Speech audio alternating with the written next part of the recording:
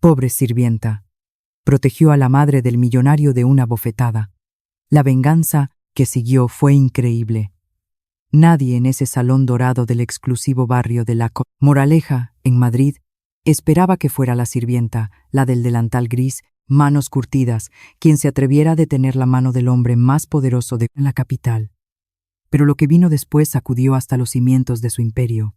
El salón de fiestas del palacete de los Echevarría era esa noche la cosa más parecida al paraíso que Elena García había visto en sus 26 años de vida. 400 velas blancas ardían suspendidas en arañas de cristal que colgaban del techo artesonado como constelaciones atrapadas en vidrio.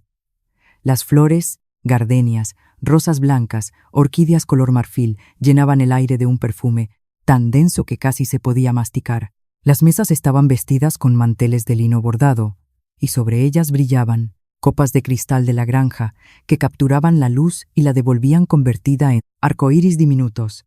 Elena no era una invitada, nunca lo había sido. Ella era parte del paisaje invisible que hacía posible tanta belleza, la que acomodaba en los centros de mesa antes de que llegaran los señores, la que recogía las copas vacías antes de que alguien reparara en ellas, la que existía en los bordes del lujo ajeno sin jamás tocarlo de verdad. Llevaba 4 meses trabajando en el palacete Echevarría, 4 meses, aprendiendo los pasillos de mármol, los nombres de las habitaciones, los gustos de cada miembro de esa familia tan distante y tan complicada de la alta sociedad madrileña. 4 meses observando, callando, sonriendo cuando era necesario y desapareciendo cuando resultaba más conveniente. Esa noche, sin embargo, algo en el aire se sentía diferente.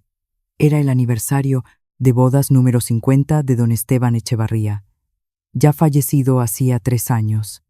Y doña Carmen, su viuda, había insistido en celebrarlo de todas formas. Esteban lo habría querido así. Había dicho con esa voz suave pero firme que Elena había aprendido a respetar profundamente.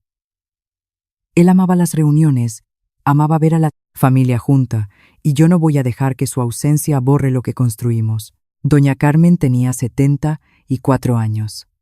El cabello completamente blanco recogido en un moño elegante y unos ojos color ámbar que todavía guardaban la claridad de alguien que había vivido bien y con intención. Vestía esa noche un traje de chaqueta color beige de un diseñador de la calle Serrano, con detalles dorados en los puños, discreto, caro, lleno de dignidad, y caminaba apoyada en un bastón de madera oscura con empuñadura de plata, que más parecía un cetro que una necesidad mágica. Elena la admiraba en silencio. Era difícil no hacerlo.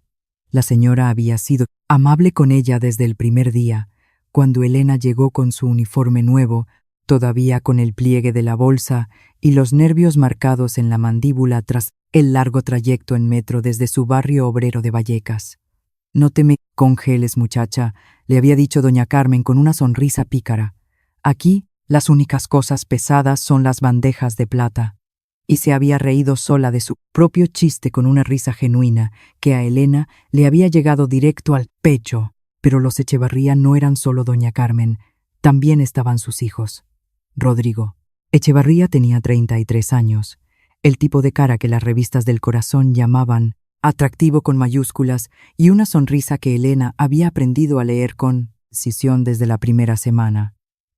Cuando era real, lo cual ocurría rara vez, era encantadora. Cuando era falsa, lo cual ocurría casi siempre, tenía el filo de una navaja. Era el segundo hijo, el que se había quedado en Madrid mientras su hermano mayor se marchaba al extranjero, el que administraba los negocios familiares desde la muerte del padre, el que firmaba los cheques y tomaba las decisiones y convocaba las reuniones con los abogados en sus despachos del Paseo de la Castellana. Y era también el que trataba a su madre como si fuera un problema administrativo, pendiente de resolver. Elena lo había notado desde el principio con esa capacidad de observación que desarrollan quienes deben leer el ambiente antes de hablar. Los silencios tensos en el desayuno, las instrucciones que Rodrigo daba sobre la casa sin consultarle a doña Carmen, los documentos que aparecían sobre el escritorio de la señora con un bolígrafo de marca encima y una presión implícita. La forma en que él la miraba a veces cuando creía que nadie lo veía, con una impaciencia apenas disimulada, como quien espera heredar algo que considera suyo desde hace demasiado tiempo. Esa noche la tensión era más densa que el perfume de las gardenias. Elena lo percibía mientras circulaba entre los invitados de la élite empresarial y política con su bandeja de copas de cava, manteniendo la postura correcta, la sonrisa justa, los ojos atentos. Había aprendido a moverse así, presente sin ser notada, útil sin ser recordada. Era un arte que había perfeccionado en años de trabajo, desde los 14, cuando empezó a limpiar casas en su barrio, pasando por los 16 cuando consiguió su primer empleo formal en un restaurante cerca de la Plaza Mayor, hasta los 22 cuando entró al servicio doméstico de casas de alto nivel. Conocía ese mundo mejor que muchos de sus habitantes. La reunión había empezado bien. Los invitados llegaron puntuales.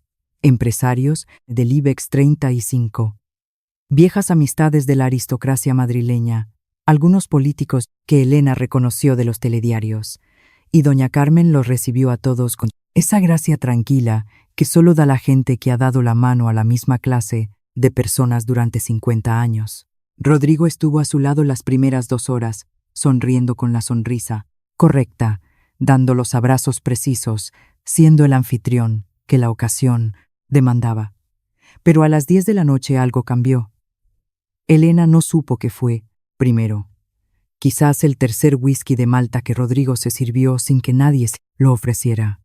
Quizás la llamada al móvil que recibió y que lo sacó del salón durante 20 minutos con la mandíbula apretada. Quizás alguna conversación que escuchó y que le torció el humor de una manera que el alcohol después amplificó. Lo cierto es que cuando regresó al salón ya era otra persona. Elena lo vio buscar a su madre entre los grupos de invitados. La encontró hablando con don Aurelio Mendoza, un viejo abogado del estado amigo de la familia, cerca del ventanal principal que daba al jardín. Doña Carmen tenía el rostro animado, las manos moviéndose mientras contaba alguna historia, probablemente sobre don Esteban, sobre algún viaje a San Sebastián o algún proyecto de los primeros años, y su voz llegaba en fragmentos cálidos por encima de la música. Rodrigo se acercó en línea recta, sin detenerse a saludar, sin esperar. «Mamá», dijo con una voz que pretendía ser discreta, pero que Elena escuchó perfectamente desde donde estaba a unos 6 metros. «Necesito hablar contigo, ahora». Doña Carmen levantó una mano suave sin interrumpir su conversación. «Ahora no, hijo, déjame terminar con Aurelio». Fue ese gesto, ese pequeño gesto de espera, tan natural, tan humano, lo que algo encendió en Rodrigo. «He dicho que ahora», repitió, y esta vez la voz no pretendía ser discreta. Era una orden. Don Aurelio dio un paso discreto hacia atrás, el primer territorio cedido de la noche. Doña Carmen se volvió hacia su hijo, con una expresión que mezclaba la paciencia con algo más duro, más profundo. «Rodrigo, estoy en mi propia casa, en mi fiesta, hablando con mi amigo. Puedes esperar 5 minutos». Lo que ocurrió después duró menos de 3 segundos.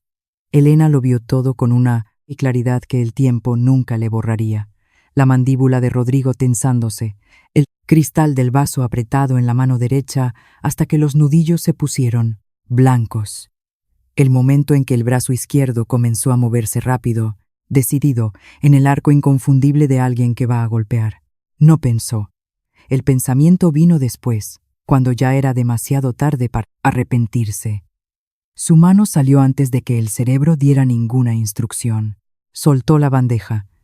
Las copas tintinearon, pero no cayeron, milagrosamente equilibradas sobre una mesita auxiliar cercana. Y dio 2 pasos rápidos, y su palma se cerró alrededor de la muñeca de Rodrigo en el punto exacto donde la velocidad del golpe era máxima. Lo detuvo en el aire. El salón entero se paralizó. No fue un silencio gradual de esos que crecen cuando la gente va notando poco a poco que algo pasa. Fue inmediato y total, como si alguien hubiera apagado el sonido de golpe. La música siguió.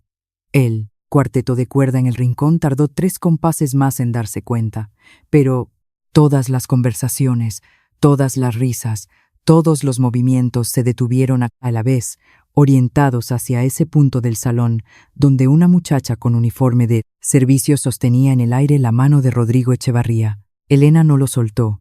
Lo miró directo a los ojos. No había rabia en su expresión. La rabia era un lujo que había aprendido a no darse, pero había algo que era, quizás más difícil de sostener. Una calma absoluta, sin disculpa, sin miedo, sin la menor señal de que pensara moverse. Rodrigo la miró como si no terminara de procesar lo que estaba viendo, como si el universo entero hubiera cometido un error de lógica fundamental, y él fuera el único que se había dado cuenta. Una sirvienta. Una sirvienta le estaba sosteniendo el brazo en su propia casa, delante de 400 velas y 80 invitados de la alta sociedad y el retrato al óleo de su padre, colgado sobre la chimenea de mármol. «Suéltame», dijo tan bajo que solo Elena, doña Carmen y don Aurelio lo escucharon. Elena no se movió. «Suéltame», repitió. Y esta vez la voz tenía algo diferente, la textura específica de alguien que está tratando de no explotar en público. «Con gusto», dijo Elena, en voz baja pero clara, en su castellano nítido. «Cuando vaya el brazo». Doña Carmen a su lado no dijo nada. Tenía la mano puesta sobre el antebrazo de Elena, no para apartarla, sino como quien toca a alguien para agradecerle algo que las palabras no alcanzan a decir, y sus ojos color ámbar estaban fijos en su hijo con una expresión que Elena no supo descifrar del todo. Era tristeza, sí, pero también era algo más antiguo y más duro. Era el reconocimiento de algo que quizás ella sabía desde hacía mucho tiempo y que esa noche simplemente había adquirido nombre. Rodrigo bajó el brazo. Elena lo soltó. Por un momento, nadie en el salón respiró. Fue el cuarteto de cuerda quien rompió el silencio, retomando la melodía de Albéniz, con la torpeza de músicos que no saben qué más hacer. Luego vinieron los murmullos, primero suaves, después más audibles, y el sonido de copas que se levantaban y conversaciones que se reiniciaban con esa energía y nerviosa que tiene la gente cuando ha presenciado un escándalo que no sabe comentar todavía. Rodrigo no volvió a mirar a su madre. Miró a Elena. Y en esa mirada larga, fría, sin ninguna de las capas sociales que había llevado puestas toda la noche, le dijo con una claridad absoluta lo que vendría después. No eran palabras, eran una promesa. Elena la recibió sin pestañear, porque en 4 meses de trabajar en esa casa había aprendido muchas cosas sobre los Echevarría, y una de las más importantes era que los hombres como Rodrigo no olvidaban y no perdonaban. Pero tampoco, y esto era lo que él todavía no sabía sobre ella, perdonaban a quienes tenían razón. Doña Carmen apretó suavemente su brazo una vez más antes de volverse hacia sus invitados con una sonrisa serena, como si nada hubiera ocurrido, como si el mundo entero no acabara de dar un pequeño pero irreversible giro. «¿Alguien quiere más champán?», dijo con una voz perfectamente estable. Y Elena recogió su bandeja del suelo, acomodó las copas que milagrosamente no se habían roto y regresó a su trabajo con las manos completamente firmes y el corazón latiendo a 200 pulsaciones. Elena no durmió esa noche.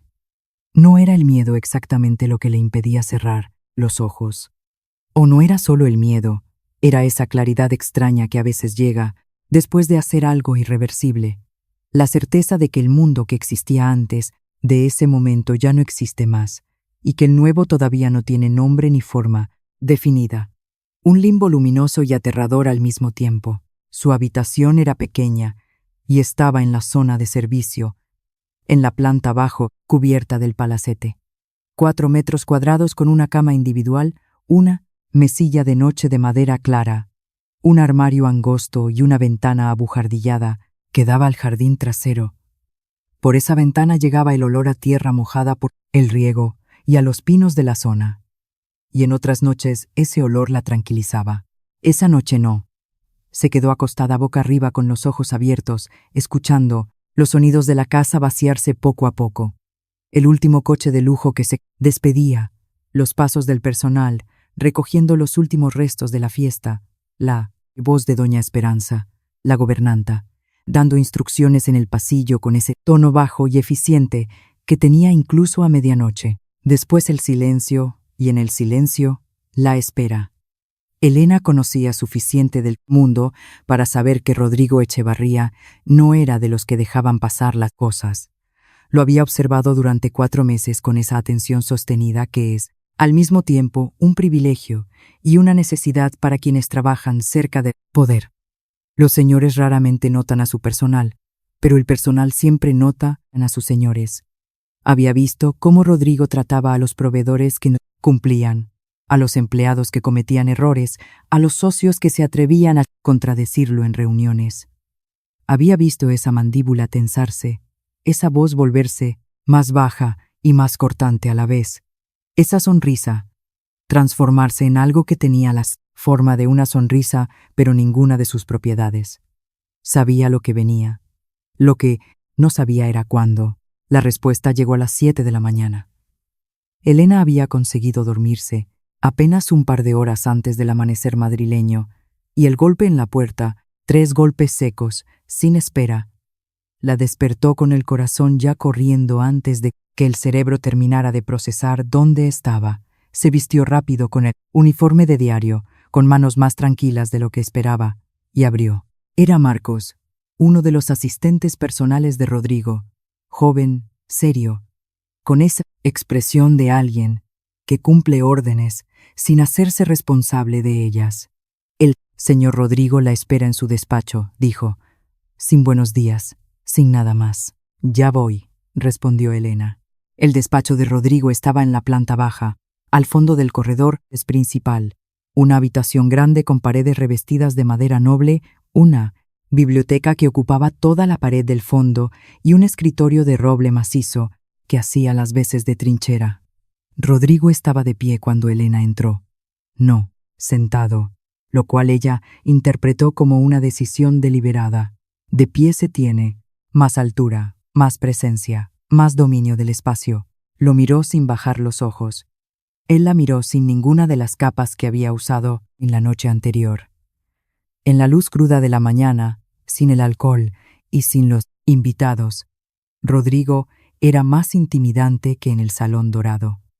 No porque gritara, no gritaba, sino precisamente porque no lo hacía.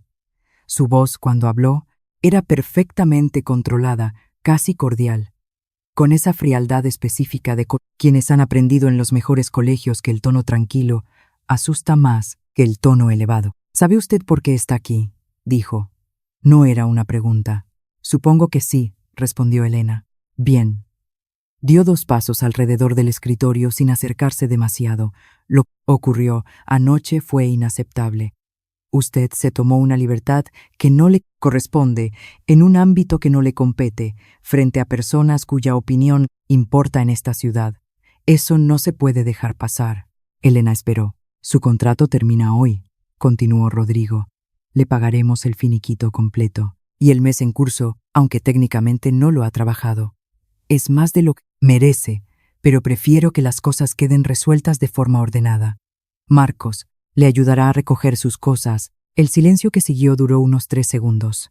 ¿Tiene algo que decir?, preguntó Rodrigo con el tono de alguien que en realidad no espera que haya respuesta. Sí, dijo Elena. Él parpadeó casi imperceptiblemente. Lo que hice anoche lo volvería a hacer, dijo ella, y su voz no temblaba.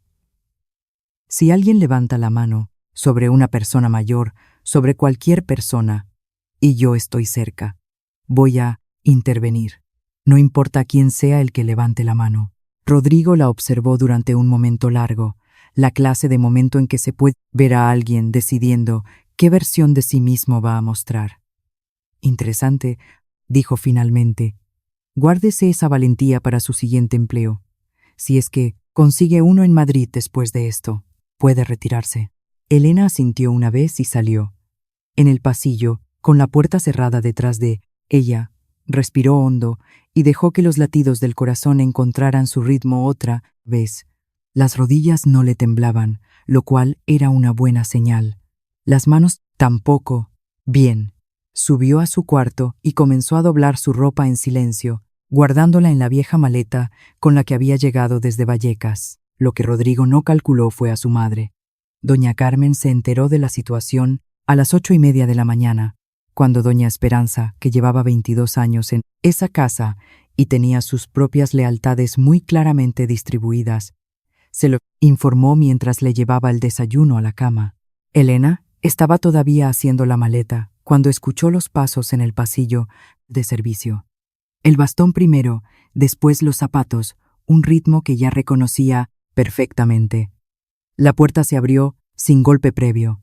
Doña Carmen entró al cuarto, pequeño con la misma presencia con la que habría entrado a un palco del teatro real. Miró la maleta semiabierta sobre la cama. Miró a Elena, que se había detenido con una camiseta doblada en las manos. «Deja eso», dijo. «Señora, yo he dicho que dejes eso». Elena dejó la camiseta. Doña Carmen cerró la puerta detrás de ella y se sentó en el borde de la cama. La única silla estaba ocupada por la maleta. Lo hizo con la calma precisa de alguien que ha tomado una decisión y solo está verificando que los detalles estén en orden. «¿Te dijo mi hijo que te ibas?» «Sí, señora». «¿Y tú le dijiste que sí?» Elena vaciló. «No exactamente, pero ¿qué otra opción tengo? Él es quien administra la casa». Doña Carmen levantó una mano con un gesto pequeño y definitivo.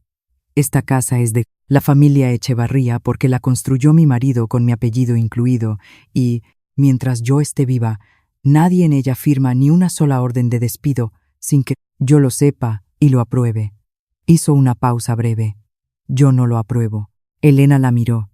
«Señora, con todo respeto, el señor Rodrigo va a...» «El señor Rodrigo», interrumpió doña Carmen, con un tono que tenía la textura específica de alguien que ha estado tragándose algo durante mucho tiempo, va a aprender que hay diferencia entre administrar los negocios de una familia y administrar a la familia misma.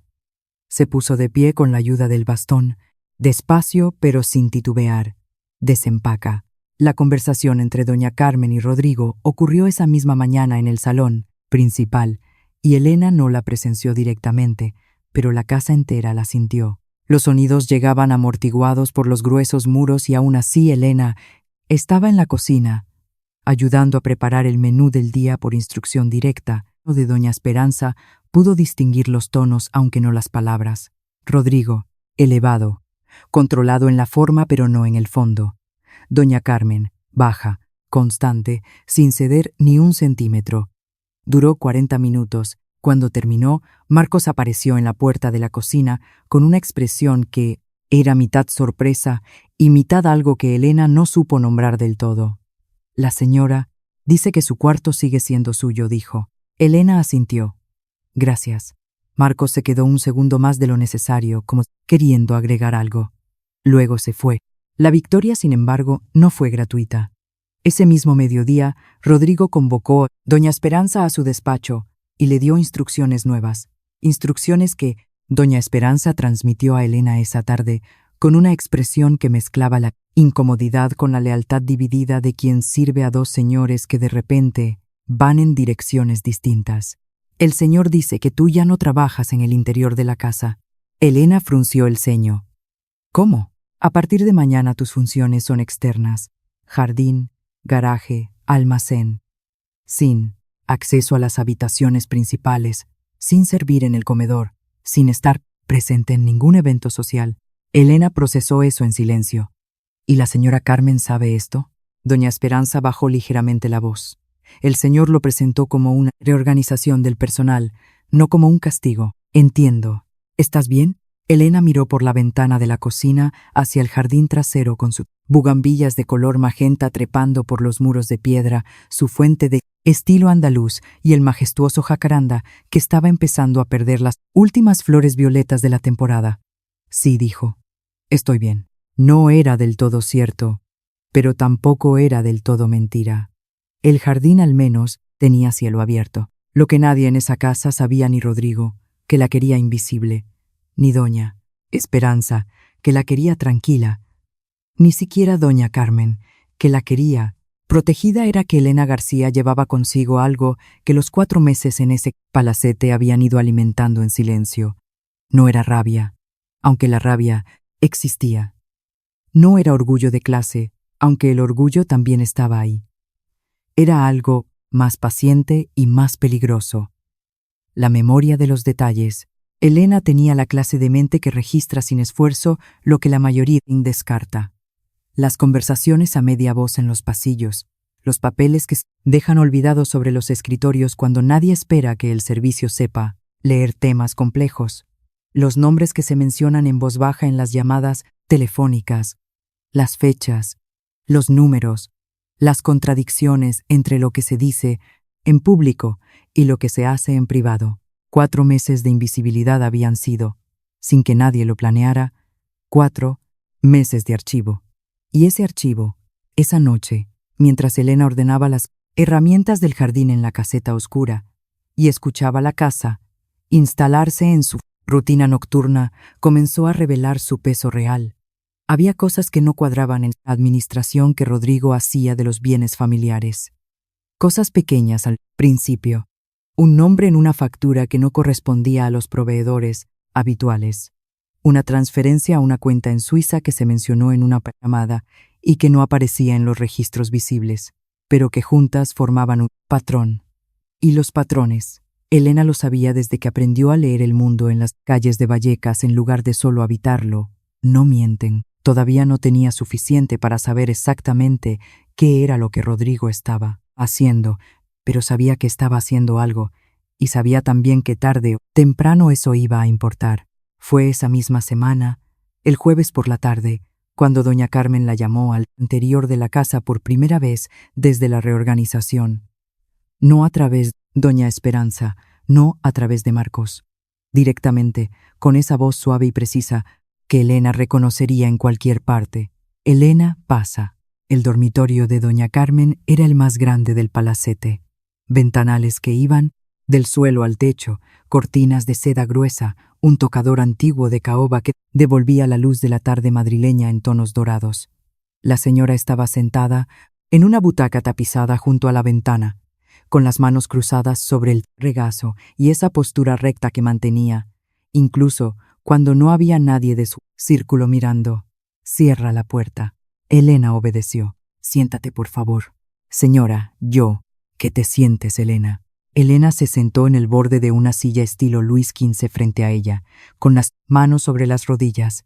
Doña Carmen la miró durante un momento, no con la mirada de evaluación que usan los patrones para medir al personal, sino con algo diferente, más directo, más horizontal, como quien mira a alguien de quien necesita saber si puede fiarse del todo. «Quiero preguntarte algo», dijo, «y necesito que me respondas con la verdad, aunque la verdad sea incómoda». «Sí, señora». «¿Qué has notado en esta casa?» Elena no respondió de inmediato. Sopesó el peso de la pregunta, las capas que tenía, lo que implicaba que doña Carmen la estuviera haciendo. «¿A qué se refiere exactamente?», preguntó con cuidado. Doña Carmen inclinó la cabeza levemente hacia un lado. «A lo que pasa con mi dinero», dijo, «y con mis papeles. Y con las decisiones que se toman sin decirme». El silencio que siguió tenía una calidad diferente a todos los silencios anteriores de esa semana. Era un silencio de umbral, el tipo de silencio que existe justo antes de que algo cruce de un lado al otro y ya no pueda volver. Elena respiró hondo y comenzó a hablar. Hablar fue más difícil de lo que Elena esperaba. No porque no tuviera palabras, las tenía ordenadas con esa precisión meticulosa que había cultivado durante meses de observación silenciosa, sino porque decirlas en voz alta era convertirlas en algo real. Mientras permanecían guardadas dentro de ella, eran solo sospechas, intuiciones, patrones, que quizás su mente había construido a partir de coincidencias sin conexión real. Pero en el momento en que las pronunció frente a doña Carmen, con la puerta cerrada y la luz de la tarde cayendo dorada entre las cortinas de seda, dejaron de ser intuiciones para convertirse en acusaciones. Y una acusación contra el hijo de la mujer sentada frente a ti tiene un peso muy específico, uno que no desaparece aunque la mujer asienta con la cabeza y te pida que continúes. Elena habló durante 20 minutos. Le contó sobre la factura de una empresa de ingeniería desconocida que había visto sobre el escritorio abierto de Rodrigo en una ocasión en que entró a limpiar sin saber que él no estaba. El nombre de la sociedad no correspondía a ninguno de los proveedores que el personal conocía y el importe era considerable, en miles de euros. Le contó sobre la llamada que escuchó sin querer desde el pasillo una tarde de martes. Rodrigo caminando de un lado al otro de su despacho, con la voz más baja de lo habitual, donde mencionó un apellido, Martínez, y una fecha, y algo sobre firmas pendientes ante un notario, que necesitaban resolverse antes de que la situación se complicara más. Le contó sobre los abogados de trajes caros que visitaban la casa con una frecuencia que había aumentado en los últimos 2 meses, siempre reuniéndose solo con Rodrigo, siempre llevando carpetas de cuero que se iban cerradas, regresaban abiertas. Le contó también sobre el sobre. Ese detalle en particular era el que más la había inquietado, porque era el más difícil de explicar con una justificación inocente. Hacía 3 semanas, mientras Elena sacaba el polvo de los libros antiguos de la biblioteca, una tarea que se le había asignado precisamente porque se consideraba irrelevante, lejos de los espacios donde ocurrían las cosas importantes. Encontró entre 2 tomos de Historia de España un sobre grande de color sepia, cerrado con el nombre de Doña Carmen, escrito a mano en la portada. No el nombre completo, solo mamá, con la letra apresurada de Rodrigo, que Elena conocía de las notas internas que a veces dejaba para el servicio. No, lo abrió, pero notó su grosor, y notó también que cuando volvió 3 días, después a terminar el trabajo de la biblioteca, el sobre ya no estaba. Doña Carmen escuchó todo sin interrumpir, con esa quietud que tienen las personas acostumbradas a recibir información difícil, sin dejar que el rostro y traicione el interior. Solo al final, cuando Elena terminó y el silencio se instaló entre las dos, la señora cerró los ojos durante un momento breve. «¿Cuánto tiempo llevas cargando todo esto?», preguntó. «Desde el 2.º mes, más o menos». «¿Y no dijiste nada?» «No era mi lugar, señora. Yo solo soy la chica del servicio». Doña Carmen abrió los ojos, y en ellos había algo que Elena tardó un segundo en identificar. No era sorpresa, era confirmación. La clase de confirmación que duele precisamente porque significa que la duda ya existía antes y que ahora simplemente tiene testigo ajeno. «Gracias por decirme», dijo doña Carmen. «Ahora, y necesito que hagas algo por mí. Lo que sea. Por ahora, no digas nada a nadie, ni a Esperanza, ni a Marcos, ni a nadie del personal. ¿Puedes hacer eso?» «Sí, bien». Se puso de pie despacio con el bastón. «Y Elena, ten cuidado». Lo que Elena no supo no hasta después, cuando las piezas empezaron a encajar, con esa brutalidad específica que tiene la verdad cuando se ensambla de golpe, fue que esa conversación con doña Carmen había tenido un testigo involuntario, no en el cuarto, en el pasillo. Marcos había pasado frente a la puerta cerrada, en el momento equivocado, o quizás en el momento demasiado correcto, según desde qué lado se mirara. No había escuchado el contenido. Los muros del palacete eran gruesos y doña Carmen hablaba en voz baja, pero había visto a Elena entrar, la puerta cerrada durante casi media hora, y había sacado conclusiones propias. Y esas conclusiones, esa noche, llegaron al despacho de Rodrigo. El viernes amaneció gris, con ese cielo panza de burro típico de Madrid que amenaza lluvia y frío. Elena salió temprano al jardín, como correspondía a sus nuevas funciones, y se puso a podar los setos de boj del lateral derecho con una concentración que era mitad trabajo real y mitad escudo mental. Mientras las manos hacían algo concreto, la mente podía procesar en paz. Fue Paco quien apareció por el portón lateral de servicio a las 9 de la mañana, con su uniforme de vigilante de seguridad ligeramente tirante en la barriga y termo de café con leche que claramente era para los dos. Francisco Fuentes, Paco para todos en el palacete, llevaba 11 años cuidando la entrada principal de la propiedad de Echevarría desde su garita. Tenía 55 años, un bigote poblado que él consideraba una señal de respeto y una filosofía de vida que se resumía en 3 principios: no meterse en líos, tomar el café bien caliente y ser leal a quien se lo mereciera de verdad. Elena se lo merecía, en su opinión. Lo había decidido desde la primera semana, cuando ella fue la única del personal nuevo que le preguntó por su familia, en lugar de tratarlo como a un mueble más de la entrada. «Traigo refuerzos», anunció levantando el termo. «Eres un ángel, Paco. Eso me dicen mis nietas». Se sentó en el bordillo de granito del camino con la desenvoltura de alguien que lleva años siendo parte del paisaje. «¿Cómo estás?» Después de todo el lío del miércoles. «Bien». Mentira. Elena sonrió a pesar de todo, bien dentro de lo que cabe. Eso ya es más honesto. Le extendió la tapa del termo llena de café humeante. «Oye, Elena, tengo que decirte algo y no sé si te va a gustar». Ella lo miró por encima del vapor del café. «Marcos anduvo ayer preguntando cosas sobre ti. Sobre qué hacías en la tarde, con quién habías hablado, cuánto tiempo estuviste arriba con la señora». Hizo una pausa significativa.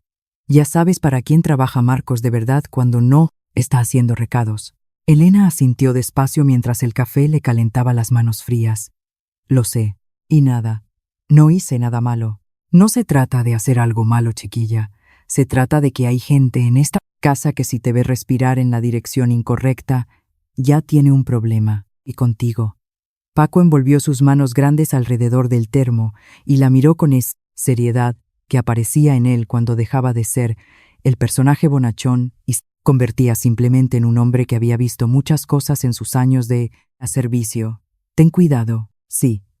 La señora Carmen me dijo lo mismo anoche». «Pues hazle caso a la señora Carmen, que en esa casa es la única que tiene la cabeza bien puesta sobre los hombros». La lluvia llegó exactamente al mediodía, fina pero persistente, y Elena tuvo que refugiarse en la caseta grande de herramientas del lateral del jardín mientras esperaba que escampara.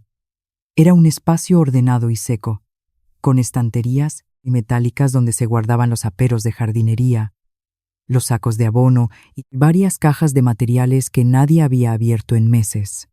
Fue ahí, mientras esperaba sentada sobre un banco de madera viejo con la lluvia golpeando el tejado de Uralita, que su mente empezó a organizar lo que sabía. Era un hábito que tenía desde niña, cuando vivía en el piso pequeño de protección oficial en Vallecas con su madre y su abuela Dolores, y los problemas, que eran muchos y frecuentes, necesitaban ser ordenados para no volverse un caos que lo aplastara todo. Su abuela Dolores le había enseñado: «Los problemas son como la ropa sucia, mi niña. Si los dejas tirados se hacen montaña y ya no puedes ni entrar al cuarto. Hay que doblarlos y apilarlos y saber qué tienes». Elena dobló y apiló lo que tenía mentalmente. Sospechas concretas sobre movimientos financieros irregulares. Una factura vista sin poder fotografiarla, una llamada escuchada sin poder grabarla, un sobre desaparecido. Patrones de comportamiento consistentes a lo largo de 4 meses. Y desde anoche, la confirmación implícita de doña Carmen de que ella también tenía dudas graves. Lo que no tenía: pruebas. Nada tangible, nada verificable ante un tribunal, nada que pudiera sostenerse frente a los bufetes de abogados que Rodrigo ya tenía de su lado en la Castellana. Lo que necesitaba: acceso y tiempo. 2 cosas Rodrigo acababa de reducir considerablemente al moverla al jardín. Lo que tenía a su favor, que Rodrigo la consideraba un problema resuelto, una molestia de clase baja ya neutralizada. Los hombres de su posición, que creen que han resuelto un problema, había aprendido Elena, dejan de prestarle atención real. Y, cuando dejan de prestarle atención, el problema, si es paciente, puede moverse en las sombras. Esa noche, mientras la lluvia seguía cayendo sobre Madrid y el jardín olía a tierra mojada y a pino, Elena sacó de debajo de su colchón el cuaderno pequeño que había comprado en un chino del barrio, un cuaderno de espiral de tapas azules desgastadas, y empezó a escribir con un bolígrafo Bic. No escribía un diario íntimo. Nunca le había parecido útil registrar sentimientos. Los sentimientos ya vivían en el cuerpo sin necesidad de archivo. Lo que escribía era otra cosa: fechas, nombres, detalles, datos puros. La factura. Fecha aproximada de avistamiento. Nombre de la empresa de ingeniería. Importe estimado en euros. La llamada. Día de la semana. Hora. las palabras exactas que recordaba: notario, firmas pendientes, el sobre, descripción física, fecha en que lo vio en la biblioteca, fecha en que desapareció, los abogados visitantes, descripciones, frecuencias. Era poco, pero era algo. Y algo bien guardado y bien usado podía crecer. El lunes de la semana siguiente, todo cambió de nuevo. Elena estaba en el jardín trasero, revisando los aspersores del sistema de riego automático junto al muro de hiedra, cuando escuchó voces en la terraza de piedra que daba al jardín. Rodrigo y uno de sus abogados habituales, el más joven, el que siempre llegaba con maletín de piel y corbata de seda, no estaban gritando. Estaban hablando en el tono de dos personas que discuten algo urgente que no quieren que nadie más escuche, lo cual significa que hablaban apenas más bajo de lo normal, suficiente para creer que no los oía nadie, pero no lo suficiente para que fuera verdad si alguien tenía buen oído. Elena siguió trabajando en el riego, con las manos en la tierra húmeda, los ojos en las boquillas, pero con los oídos orientados como antenas hacia la terraza. No puedes seguir esperando, Rodrigo. Si tu madre no firma la sesión antes del día 30, la ventana fiscal se cierra y perdemos toda la estructura que hemos montado para la operación. Ya lo sé, joder. Hubo una pausa. ¿Y qué dice ella? Está siendo difícil. Muy terca. ¿Difícil o imposible? Difícil. Hay tiempo todavía. 2 semanas no es tiempo. Es una cuenta atrás. Y los inversores se ponen nerviosos. El abogado bajó más la voz y Elena tuvo que contener la respiración para escuchar. ¿Sigue con esa idea de consultar con Emilio antes de hacer nada? Emilio no está aquí por ahora. Está en Oslo con sus proyectos, pero si ella lo llama, no lo va a llamar. La voz de Rodrigo tenía esa certeza fría y específica de alguien que ha tomado medidas activas para que algo no ocurra. ¿Cómo estás tan seguro? Yo me encargo de eso. Las comunicaciones a veces fallan. ¿Cómo, Rodrigo? Necesito saber. Dije que ya me encargué. No preguntes detalles técnicos. Pausa larga. Se oyó el tintineo de hielo en un vaso. Está bien, no pregunto. Pero el 30 es el 30. Y necesitamos esa firma ante el notario. Lo sé. Pasos sobre la terraza. La puerta acristalada abriéndose y cerrándose. Elena siguió con el riego mecánicamente.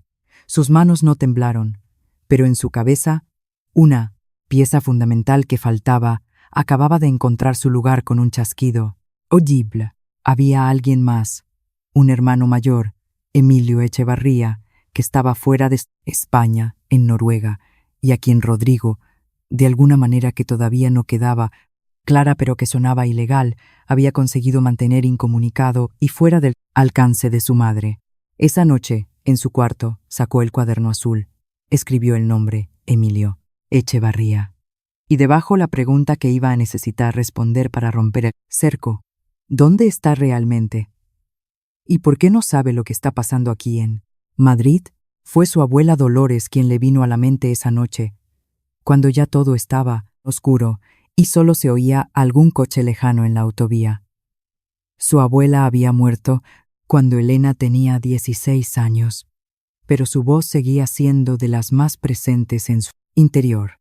Una voz ronca por el tabaco negro pero firme, de mujer que había levantado una familia sola en la posguerra, que había fregado escaleras ajenas durante 30 años sin perder la dignidad, que sabía exactamente cuánto pesa el mundo y se lo había dicho a su nieta sin adornos ni crueldad, solo con claridad específica del amor duro. El mundo no es justo, Elenita, eso ya lo sabes.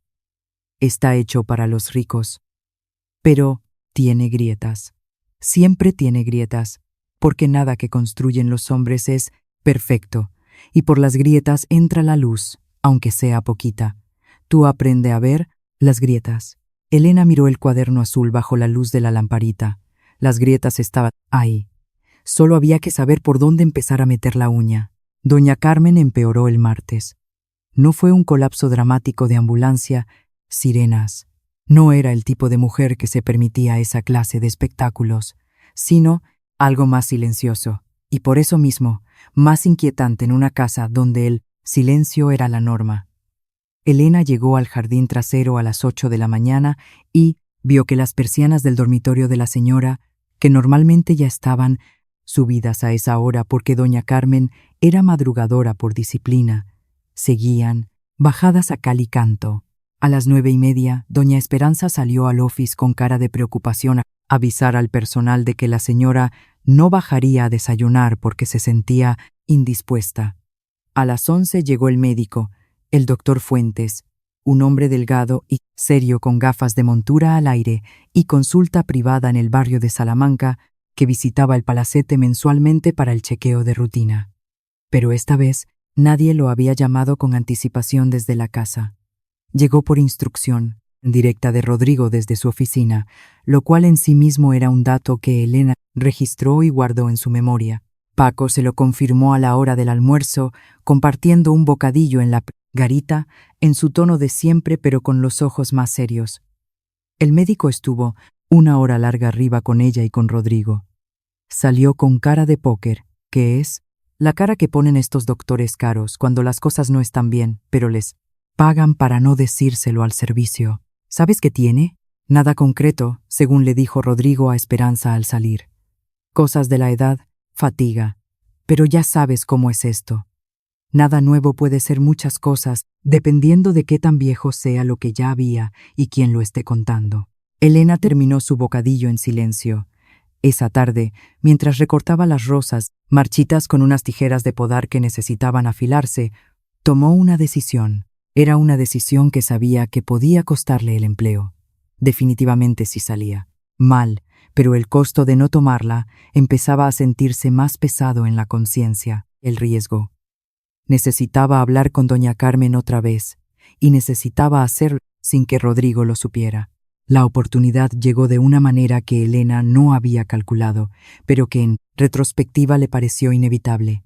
Esa misma tarde a las 6, cuando el sol empezaba a bajar, doña Esperanza le pidió que llevara una bandeja con unas manzanilla tibia y unas pastas de té al cuarto de la señora, porque el resto del personal de interior estaba ocupado preparando una cena de negocios para Rodrigo, y ella misma tenía que supervisar la bodega. Elena, aunque teóricamente de jardín, era la única disponible con experiencia en el servicio directo a la señora. Elena subió la escalera de servicio con la bandeja. El corazón le golpeaba contra las costillas.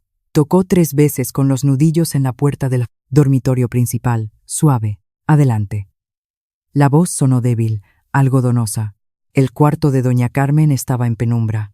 Las persianas seguían parcialmente bajadas, dejando entrar solo unas franjas de luz anaranjada de la tarde que caían sobre la alfombra persa. La señora estaba sentada en la cama, apoyada en varios almohadones de hilo, con una bata de seda color crema y el cabello blanco suelto sobre los hombros, algo que Elena nunca había visto.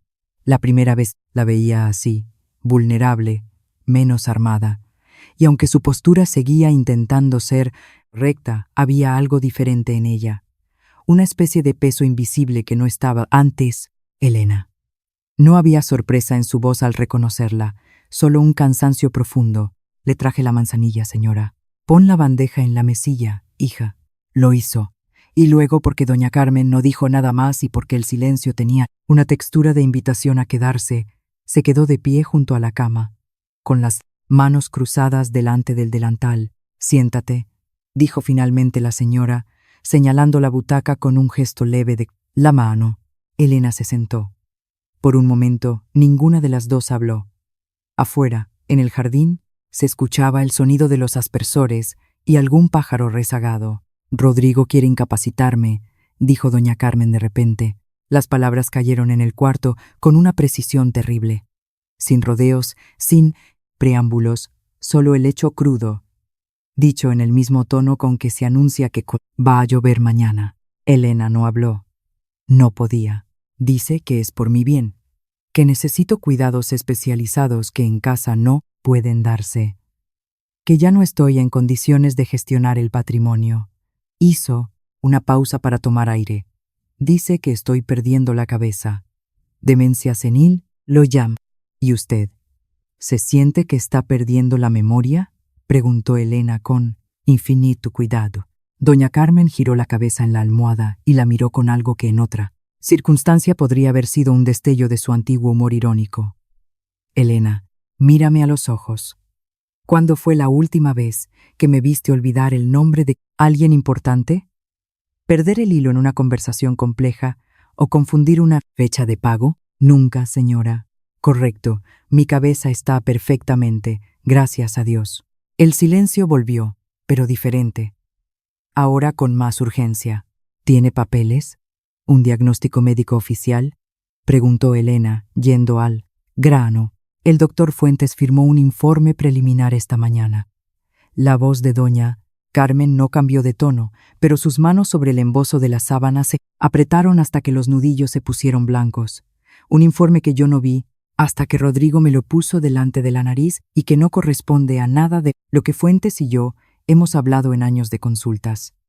Dice que presento un deterioro cognitivo moderado con episodios de desorientación temporoespacial. Lo dijo de memoria, con la precisión de alguien que ha releído un documento legal varias veces buscando la trampa, y eso es suficiente para...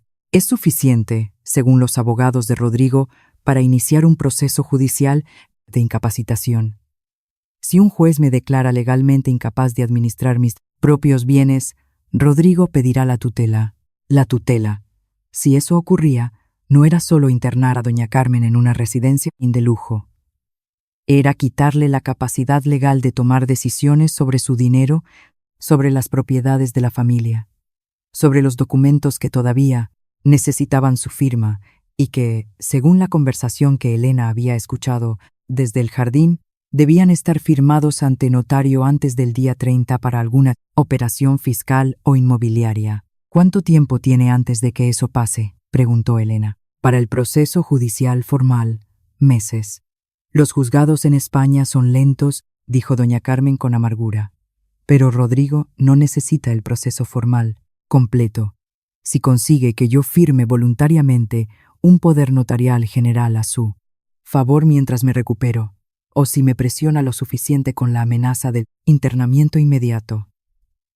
Tomó un sorbo de la manzanilla, que ya debía estar fría, y para el proceso judicial necesita más evaluaciones médicas, y el médico principal ya lo tiene en su nómina. Ya tiene al médico de su lado. Elena pensó en el cuaderno azul escondido bajo su colchón. Pensó en la llamada escuchada. Señora, dijo Elena, inclinándose hacia adelante, ¿cuándo fue la última vez que habló de verdad con su hijo Emilio? Doña Carmen dejó la taza sobre la mesilla con un tintineo. Su expresión se ensombreció. Hace casi 3 meses, dijo. Me llamó desde Oslo. Estaba contento con un proyecto de arquitectura nuevo.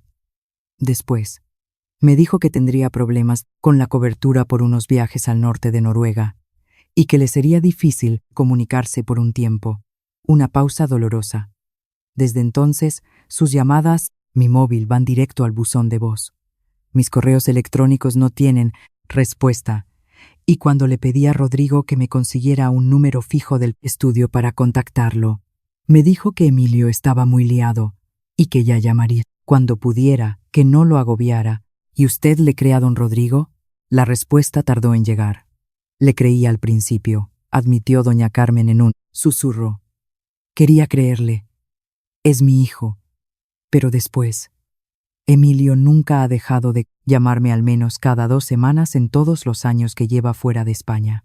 Siempre, aunque estuviera en el fin del mundo. Su voz tembló por primera vez. Emilio no me ha olvidado. Emilio no sabe lo que está pasando aquí, en esta casa.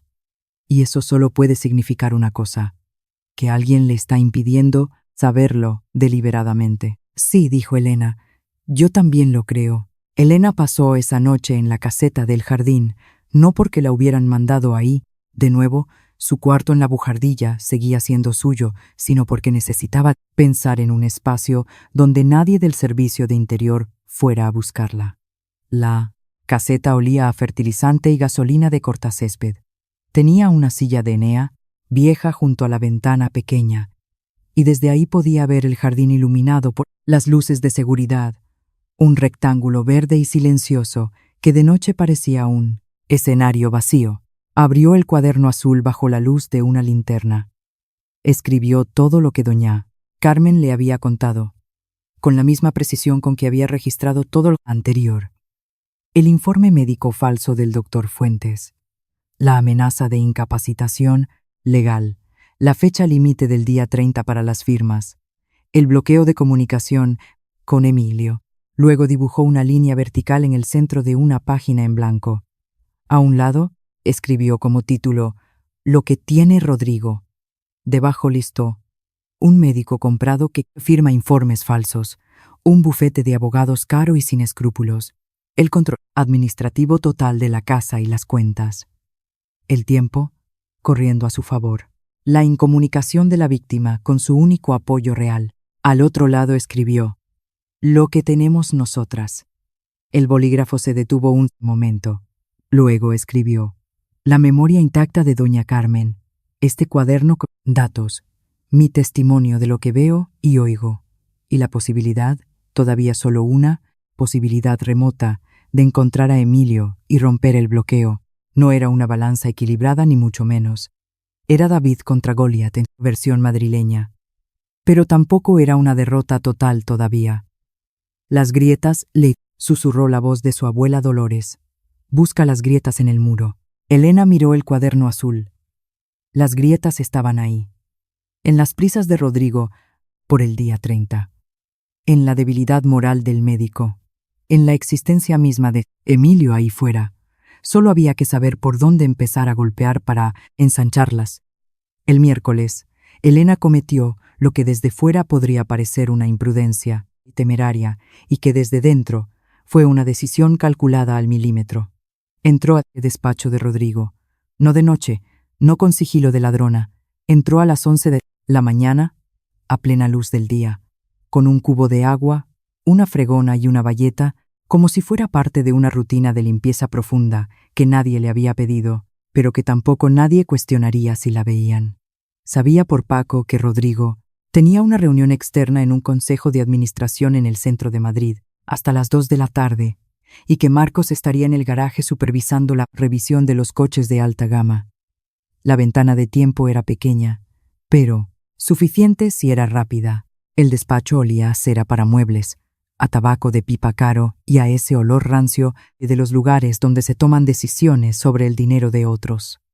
Elena limpió el polvo de las superficies con movimientos mecánicos y ojos rápidos como radares. El escritorio estaba ordenado, Rodrigo era meticuloso, otro dato útil, pero sobre una credenza lateral, junto a la ventana, había una carpeta de cartón azul sin etiquetar que no parecía pertenecer allí. Elena se acercó mientras pasaba el plumero.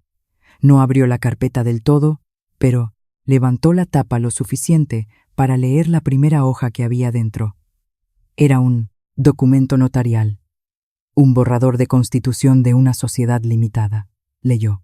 El nombre propuesto, Inversiones Riojanas del Ebro, S.L., y debajo, en el apartado de socios fundadores, aparecía un único nombre, Carmen Echevarría, con el DNI de doña Carmen, una empresa constituida a nombre de la señora, aparentemente para gestionar terrenos en La Rioja, la tierra de origen de la familia, sin que ella supiera absolutamente nada de su existencia. Elena cerró la carpeta, terminó de pasar el plumero con el corazón en la garganta y salió del despacho con el cubo y la fregona, y con esa información, guardada bajo 7 llaves en su memoria, se lo dijo a doña Carmen esa misma tarde, en el breve momento en que subió a retirar la bandeja de la merienda que la señora apenas había tocado.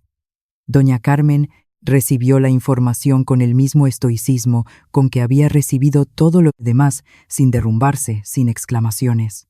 Con esa calma helada que Elena ya reconocía como la forma en que la matriarca procesaba las traiciones profundas. Inversiones Riojanas, repitió pensativa. Esteban tenía unas tierras de viñedos muy valiosas cerca de Jaro, en La Rioja. Parte de la herencia que todavía no ha sido adjudicada formalmente a los hijos. Hizo una pausa, conectando puntos. Si Rodrigo ha constituido una empresa a mi nombre para transferir esas tierras ahí sin que yo lo sepa, necesitaría mi firma ante notario para la aportación de los bienes. El silencio que siguió fue denso. Doña Carmen se levantó de la butaca despacio, fue hasta su secretaria y abrió un cajón con una llavecita que llevaba colgada al cuello. Sacó un sobre de papel, verjurado color crema, que ya estaba abierto. Lo sostuvo un momento antes de dárselo a Elena. «Mira esto». Adentro había 3 folios de papel oficial. Elena los leyó con cuidado, aunque el lenguaje jurídico era complejo. Eran borradores de una escritura de cesión de derechos sobre fincas rústicas en La Rioja a favor de la nueva sociedad. Y a pie de la última hoja, en el espacio reservado para la firma de la cedente, Carmen Echevarría, había un garabato que pretendía ser una firma. Se parecía a la de doña Carmen, sí. Pero Elena, que había visto la firma real de la señora muchas veces en cheques y notas, supo al instante que no era auténtica. Le faltaba la fluidez, el trazo final característico. Era una imitación, una falsificación. ¿Cuándo llegó esto?, preguntó Elena, horrorizada. Ayer. Estaba entre mi correspondencia personal, mezclado con revistas, catálogos, como si fuera un papel sin importancia que se les hubiera colado, dijo doña Carmen con frialdad. Creo que Rodrigo lo puso ahí para probarme, para ver si lo firmaba sin leer, confiada, o quizás para hacerme saber sutilmente que ya tienen una firma lista si yo me niego a ir al notario, y que el proceso va a seguir conmigo o sin mí. Doña Carmen miró a Elena a los ojos. En ese momento, la distancia social entre la señora de la casa y la sirvienta desapareció por completo, dejando solo a 2 mujeres frente a una amenaza común. Elena, dijo la señora con una intensidad nueva, necesito que me ayudes a encontrar a Emilio. De verdad. Es nuestra única opción viable antes del día 30. Ya lo estaba pensando, señora. ¿Tienes forma de hacerlo desde aquí, sin que se enteren? Elena pensó en Paco, el vigilante, en sus 11 años en la garita, saludando a chóferes, mensajeros, repartidores, técnicos de mantenimiento. En la red invisible de información que tienen los que trabajan en la calle, mientras los señores duermen. Creo que sí, tengo una idea. Y doña Carmen, por primera vez en toda esa semana de pesadilla, dejó escapar un suspiro que se parecía mucho al alivio. Encontrar a Emilio Echevarría resultó ser más fácil de lo que Elena esperaba. Y, al mismo tiempo, más complicado de ejecutar. Lo fácil fue el dato. Paco. Como Elena sospechaba, 11 años en la puerta de un palacete de La Moraleja generan una cantidad sorprendente de contactos útiles y que el mundo real. No contactos de altos vuelos, sino los que de verdad saben lo que pasa en la ciudad. Taxistas de confianza, conserjes de hoteles, jefes de seguridad de otras fincas. Fue un antiguo compañero de Paco en la Guardia Civil, que ahora trabajaba en seguridad privada en el aeropuerto de Barajas, quien les dio la pista clave el jueves por la tarde. Emilio Echevarría había entrado en España. No esa semana, no el mes anterior, hacía exactamente 10 días. 10 días, repitió Elena cuando Paco se lo contó en la garita, compartiendo un cigarro a escondidas. Aterrizó en la Teatro procedente de Frankfurt hace 10 días. ¿Y dónde se mete? ¿Por qué no ha venido a casa? Mi amigo dice que lo vio subir a un taxi oficial. Iba solo, con poco equipaje. No parecía alguien que viene a quedarse mucho tiempo, ni alguien que se esconde. Parecía normal. Si lleva 10 días en Madrid y no ha contactado con su madre, es porque Rodrigo ha conseguido bloquearle el móvil de alguna manera, o le ha contado alguna mentira para mantenerlo alejado. Dedujo Elena. Seguro que le ha dicho que la señora está de viaje o enferma y no puede recibir visitas o cualquier trola para ganar tiempo hasta el día 30, asintió Paco, escupiendo humo con desprecio. ¿Y ahora qué? ¿Cómo lo encontramos en todo? ¿Madrid? No debe estar muy lejos. Si vino para algo rápido, estará en un hotel céntrico. Un Echevarría no se aloja en cualquier pensión. Elena pensó rápido. ¿Cuáles? ¿Son los hoteles que siempre usaban los señores para sus invitados importantes? El Ritz, el Palace, el Villamagna, enumeró Paco. Empezaremos por el Ritz. Es el más clásico, el que más le gustaría a don Esteban. Lo complicado fue la ejecución. Ir al Hotel Ritz de Madrid a buscar a un hombre que no sabía que lo estaban buscando, requería que Elena saliera del palacete un horario que no levantara sospechas, sin que Marcos o Rodrigo la vieran salir vestida de calle y cruzar medio Madrid en transporte público. El sábado por la tarde era el único momento viable. Rodrigo solía ir al club de golf o al hipódromo. Marcos tenía la tarde libre. Elena le pidió permiso a doña Esperanza para salir unas horas. Tengo que ir a Vallecas a ver a mi madre, que anda regular de la tensión, mintió con fluidez. Doña Esperanza, que en el fondo no era mala mujer y estaba incómoda con toda la situación, accedió sin hacer muchas preguntas. Vuelve antes de las 8 para el turno de cenas. Elena se quitó el uniforme, se puso sus vaqueros y una cazadora discreta. Salió por la puerta de servicio. Cogió el autobús hasta Plaza de Castilla, luego el metro hasta la estación de Banco de España. El trayecto se le hizo eterno. El Hotel Ritz, cerca del Museo del Prado, era exactamente el tipo de lugar que Elena había visto desde fuera muchas veces, con sus coches de lujo en la puerta y sus porteros de librea, pero en el que nunca había entrado. Una fachada imponente de estilo Belle Époque que gritaba dinero antiguo. Elena entró por la puerta giratoria con el paso firme de alguien que tiene derecho a estar ahí, aunque el estómago se le retorciera. Sabía que la actitud era el 90% del camuflaje en estos sitios. Se dirigió a la recepción de mármol Caoba. «Buenas tardes», le dijo al recepcionista impecable. «Vengo a dejar un mensaje urgente para el señor Emilio Echevarría. Soy enviada de su familia». El recepcionista la evaluó con una mirada rápida pero educada. Su ropa era sencilla pero estaba limpia y ella hablaba con corrección. «Un momento, por favor. ¿De parte de quién es el mensaje?» «De su madre, doña Carmen Echevarría». Usar el nombre fue el riesgo calculado. Si Rodrigo había dejado instrucciones de no pasar avisos, podría ser un problema. Pero si no, era la llave maestra. El recepcionista tecleó algo en su ordenador. Su expresión cambió sutilmente. «Ah, sí. El señor Echevarría está alojado con nosotros. ¿Prefiere que le llame a la habitación para que baje o quiere dejar la nota? Si pudiera avisarle de que estoy aquí. Es un asunto familiar delicado que prefiero tratar en persona. Entiendo. Espere un momento en el lobby, por favor». Elena se sentó en un sillón de terciopelo en el vestíbulo, bajo una araña de cristal gigantesca, rodeada de gente que tomaba el té de las 5 con sándwiches diminutos. Se sentía observada, aunque probablemente nadie la miraba. Miró el reloj cada minuto. Pasaron 10. Entonces, el ascensor principal se abrió y un hombre salió. Elena supo al instante que era él. No por las fotos que había visto en la casa, que eran antiguas, sino por el parecido innegable con doña Carmen en la forma de caminar, erguida pero sin rigidez, y en la mirada alerta. Emilio Echevarría tenía unos 38 años. Vestía de manera informal pero cara. Pantalones chinos, una camisa azul en buen corte sin corbata, una americana de sport. Tenía el pelo castaño algo revuelto y cara de cansancio. Pero sus ojos ámbar, idénticos a los de su madre, escaneaban el lobby con inteligencia. El recepcionista le señaló discretamente dónde estaba Elena. Emilio se acercó directamente a ella. No había hostilidad en su cara, solo una curiosidad intensa y una pizca de preocupación. «¿Usted me buscaba? ¿De parte de mi madre?», preguntó con voz grave. Elena se puso de pie.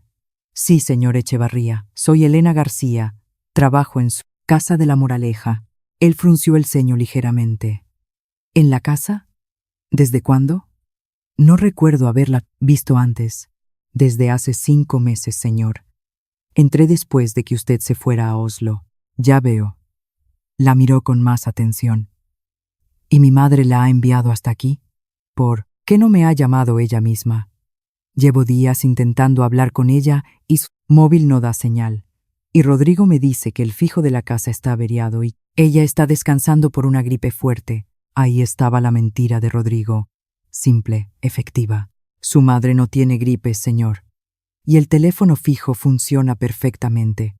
Y su móvil también, aunque sospecho que alguien ha bloqueado su número en el terminal de ella. Elena tomó aire. Su madre no me ha enviado exactamente. No sabía que yo venía hoy. Pero necesita hablar con usted desesperadamente. Y no puede hacerlo por los canales normales porque su hermano Rodrigo la tiene prácticamente incomunicada en su propia casa. La expresión de Emilio cambió instantáneamente. La curiosidad dio paso a una alerta fría. ¿De qué está hablando? ¿Qué pasa en la casa? Es largo de explicar, señor, y no creo que este sea el mejor sitio. Elena miró a su alrededor, a la gente del té. Emilio entendió de inmediato. Tiene razón. Venga conmigo. Hay un salón privado, más tranquilo al fondo. La llevó a una pequeña sala de lectura anexa al bar, desierta a esa hora. Pidió 2 aguas minerales a un camarero y cerró la puerta. Se sentaron en 2 sillones de cuero enfrentados. Hable, dijo Emilio. Cuéntemelo todo, desde el principio. Y Elena habló. Durante casi 1 hora. Le contó todo, sin adornos, con la misma precisión de su cuaderno azul, aunque no lo había traído por seguridad. La noche de la fiesta, la bofetada detenida, el despido frustrado por doña Carmen, su traslado al jardín. Luego, las cosas más graves, las facturas extrañas, ingeniería, las llamadas escuchadas sobre notarios y plazos, el informe médico falso del doctor Fuentes sobre la demencia, la amenaza de la incapacitación legal, el descubrimiento de la Sociedad de Inversiones Riojanas y, lo más importante, los borradores de cesión de tierras con la firma falsificada de su madre. Emilio escuchó todo, en un silencio sepulcral. No interrumpió ni una sola vez. Solo sus ojos se iban volviendo más duros, más fríos, a medida que el relato avanzaba. Sus manos, apoyadas sobre la mesa baja, estaban entrelazadas con tanta fuerza que los nudillos estaban blancos.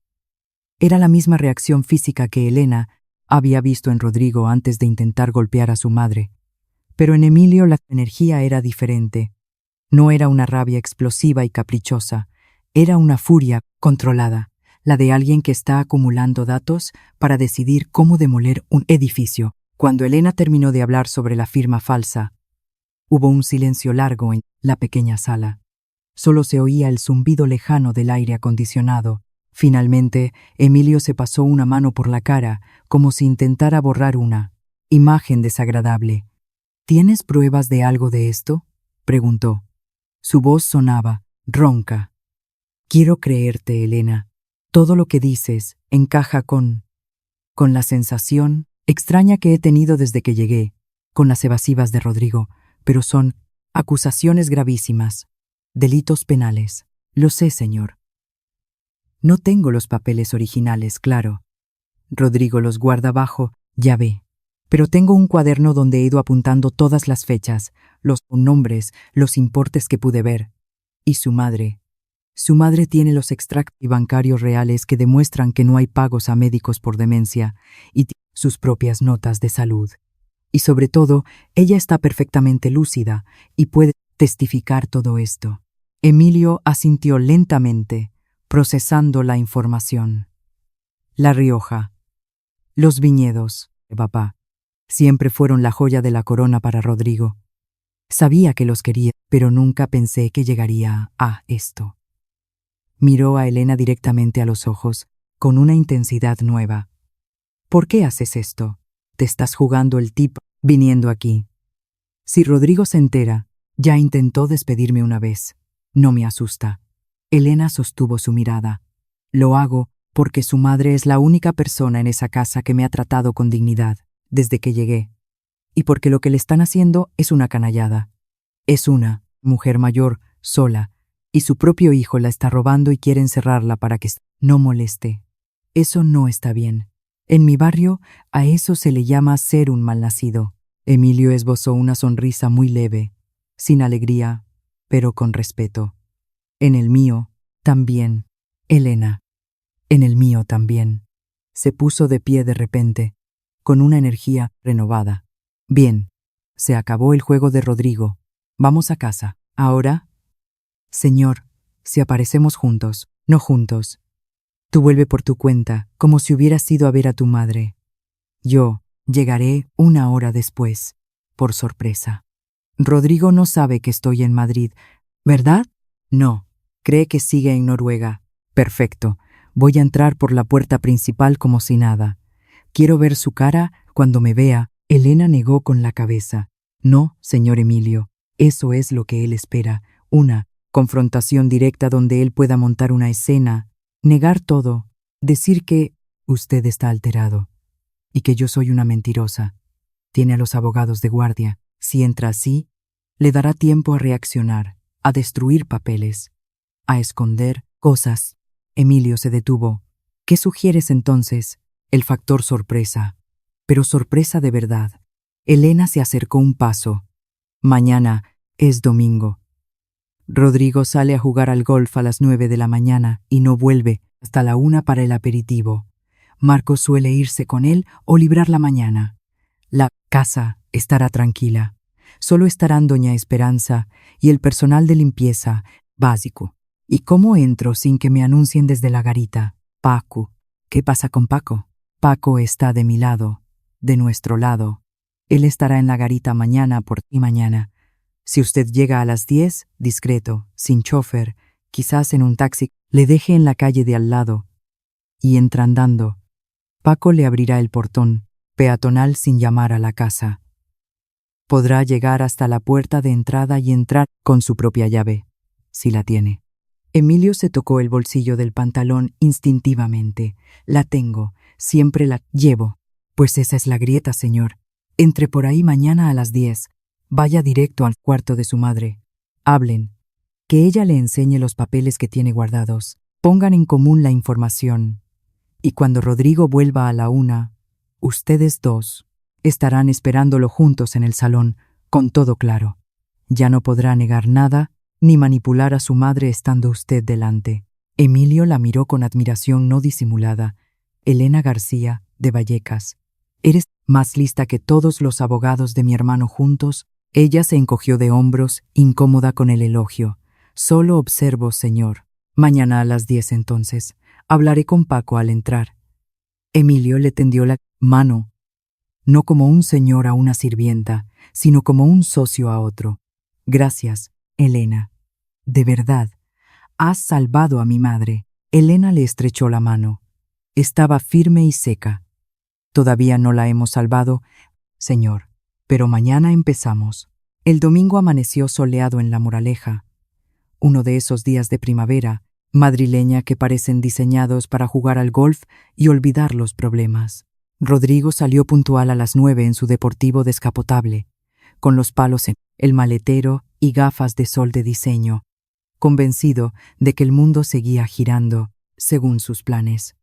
Marcos se había ido en su propia moto poco después para disfrutar de su mañana libre. La casa quedó sumida en esa calma algodonosa de los domingos por la mañana. Elena estaba en el jardín delantero, regando las petunias de las jardineras de la entrada, una tarea innecesaria, pero que le permitía estar cerca de la garita y del portón peatonal sin levantar sospechas. Intercambió una mirada rápida con Paco, que estaba dentro de la garita leyendo el periódico deportivo, aparentemente relajado pero con un ojo en la calle. A las 10:05, un taxi paró en la esquina de la calle privada. Un hombre bajó, pagó y caminó hacia el portón. Era Emilio. Llevaba la misma ropa sencilla del día anterior y una pequeña mochila al hombro. No miró hacia la casa. Se dirigió directamente al acceso peatonal.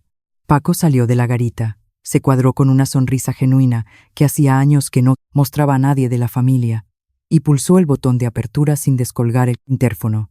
«Bienvenido a casa, don Emilio», le dijo en voz baja mientras el hombre pasaba. «Le estábamos esperando». Emilio le dio una palmada en el hombro al viejo vigilante. «Gracias, Paco». «No, sabes cuánto». Elena siguió regando, con el corazón a mil, mientras veía a Emilio cruzar el camino de entrada de grava, subir los escalones del porche y meter su llave en la cerradura de la puerta principal de roble. La puerta se abrió y se cerró tras él sin hacer ruido. El caballo de Troya estaba dentro. Lo que ocurrió dentro del palacete durante las siguientes 3 horas, Elena lo reconstruyó después a partir de fragmentos. Sabía que Emilio había subido directamente al cuarto de su madre. Sabía, por la cara de doña Esperanza cuando salió un momento al jardín a buscar hierbas aromáticas, que el encuentro había sido emotivo. «El señorito Emilio está aquí», le susurró a Elena con los ojos húmedos. «La señora Carmen parece otra. Han estado encerrados hablando horas.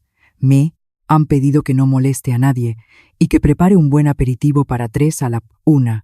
A la 1:15, el rugido del deportivo de Rodrigo anunció su regreso. Entró en el garaje subterráneo. 5 minutos después, subió las escaleras hacia el salón principal, probablemente esperando encontrarse un gin tonic preparado y el periódico del domingo. Lo que se encontró fue a su madre, vestida impecablemente y sentada en su sillón habitual, y a su hermano Emilio de pie junto a la chimenea, con los brazos cruzados y una expresión que heló el aire del salón. Elena no estaba allí para verlo, pero pudo imaginar perfectamente la escena. La cara de Rodrigo descomponiéndose, la arrogancia evaporándose, el intento balbuceante de explicación que debió morir en su garganta ante la mirada combinada de su madre y su hermano. No hubo gritos que se oyeran desde fuera. Los Echevarría lavaban sus trapos sucios en voz baja, pero con lejía pura. La reunión duró casi 2 horas. A las 3 de la tarde, un coche de lujo negro, con cristales tintados, llegó a la puerta. Eran los abogados de Rodrigo, convocados de urgencia un domingo. Estuvieron dentro otra hora. Cuando finalmente se fueron los abogados y la casa volvió a quedar en silencio, Elena vio desde la ventana de su cuarto en la bujardilla cómo Rodrigo salía al jardín trasero. Caminaba erráticamente, con la corbata aflojada y sin la chaqueta, como si le faltara el aire. Se sentó en el borde de la fuente de piedra, con la cabeza entre las manos. Parecía un hombre que acaba de perder una guerra que creía ganada antes de empezar. Esa noche, doña Esperanza le dijo a Elena que la señora quería verla en el salón pequeño. Cuando Elena entró, doña Carmen estaba sentada en un sofá, y Emilio estaba de pie junto a ella, sirviéndose una copa. Ambos parecían exhaustos, pero había una nueva energía en la habitación, una sensación de aire limpio después de una tormenta. «Elena, siéntate», dijo doña Carmen, señalando un sillón. Su voz volvía a ser fuerte, segura. Elena se sentó, todavía con el uniforme de trabajo. «Quiero que sepas lo que ha pasado hoy», dijo Emilio, tomando la palabra. «Hemos confrontado a Rodrigo con toda la información. Al principio lo negó todo. Por supuesto, dijo que eran imaginaciones de mamá, que yo estaba mal informado. Pero cuando le mencionamos los detalles específicos, la sociedad en La Rioja, las fechas de las facturas falsas, la falsificación de la firma, se vino abajo. Ha confesado», añadió doña Carmen, con una mezcla de dolor y alivio en la voz. «No todo, pero lo suficiente. Los abogados han estado aquí para pactar una salida». «¿Una salida?», preguntó Elena. «Rodrigo va a renunciar a todos sus poderes de administración sobre el patrimonio familiar de forma inmediata», explicó Emilio. «Se va a ir de esta casa mañana mismo. Se mudará a un apartamento en el centro y se va a someter a una auditoría completa de su gestión de los últimos 3 años. Devolverá hasta el último euro que haya desviado. O lo denunciaremos penalmente por estafa y falsedad documental. Él lo sabe. Sus abogados le han aconsejado que acepte el trato para evitar la cárcel y el escándalo público». Elena asintió, procesando la magnitud de la victoria. Habían ganado. Sin policía, sin juicios públicos, pero habían ganado. El muro había caído. «Y el doctor Fuentes», dijo doña Carmen con disgusto. «Emilio va a hablar con él mañana personalmente. Le dará la opción de retractarse voluntariamente de su informe falso y jubilarse anticipadamente, o enfrentarse a una denuncia ante el Colegio de Médicos y la Justicia. Creo que elegirá lo primero». Hubo un momento de silencio en el salón acogedor. Entonces doña Carmen se inclinó hacia adelante y tomó las manos de Elena entre las suyas. Sus ojos ámbar brillaban con una gratitud profunda. «Elena, hija, no tengo palabras. Nos has salvado. Has salvado a esta familia de la ruina moral y económica. Has tenido más valor y más lealtad en 5 meses que mi propio hijo en toda su vida. Elena sintió que se ruborizaba. Solo hice lo que había que hacer, señora. No podía permitir que... Lo sé, la interrumpió doña Carmen con suavidad. Y por eso mismo, las cosas van a cambiar aquí. Emilio se va a quedar en Madrid una temporada larga para poner orden en los negocios y en la casa. Yo vuelvo a tomar el control. Y tú no vas a seguir siendo una sirvienta en esta casa. Elena la miró, confundida. Me despide, señora. Doña Carmen soltó una carcajada breve, genuina. Por Dios, no. Todo lo contrario. Quiero ofrecerte un puesto diferente.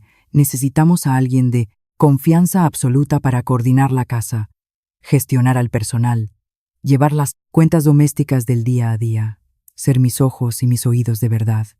Una especie de gobernanta, pero con más responsabilidad, con un sueldo acorde, por supuesto, y un contrato indefinido. Elena se quedó sin habla. Un puesto así era un salto cuántico en su mundo. Significaba seguridad, respeto, un futuro. Y hay otra cosa, añadió Emilio, que las observaba con una sonrisa cálida. Mamá me ha contado que eres una chica lista, que lees mucho. Hemos pensado que, si te interesa, la familia podría pagarte unos estudios, un curso de administración, de contabilidad, idiomas. Lo que tú quieras para formarte y tener más opciones en el futuro. Te daremos tiempo libre para que puedas asistir a clases. Elena miró de la madre al hijo, a esos dos Echevarría que eran la cara decente, de una moneda que también tenía la cara de Rodrigo. Sintió un nudo en la garganta. Pensó en su abuela Dolores, en la ropa sucia doblada, en las grietas por donde entra la luz. Yo no sé qué decir, balbuceó. Gracias. Muchas gracias. Por supuesto que acepto el trabajo. Y lo de los estudios, siempre quise estudiar derecho laboral, para saber defenderme y defender a otros. Derecho laboral, sonrió doña Carmen. Me parece una elección magnífica y muy apropiada. Empezarás a buscar dónde matricularte mañana mismo. Al día siguiente, lunes, Rodrigo Echevarría salió del palacete de La Moraleja a media mañana. Llevaba 2 maletas grandes de cuero y la cabeza baja. No se despidió de nadie. Subió a un taxi que le esperaba en la puerta. Su deportivo se quedaba en el garaje y se fue sin mirar atrás. Elena lo vio irse desde la ventana de la cocina, donde estaba ayudando a doña Esperanza a organizar los menús de la nueva etapa.